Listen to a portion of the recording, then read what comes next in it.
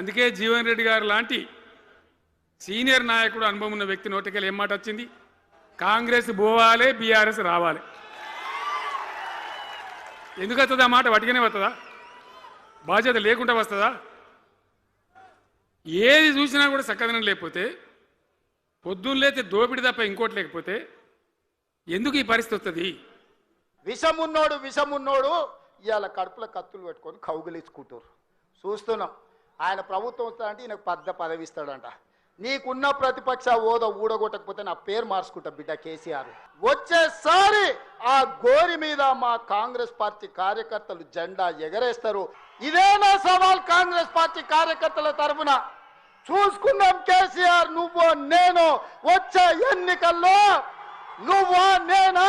ప్రజా పాలన పాపాల భైరవుడా? పాపాల భైరవుడు రావాలి, ప్రజా పాలన పోవాలి అని మాట్లాడడానికి నీకు సిగ్గెట్లొచ్చిందని నేను అడుగుతున్నా మనిషిని.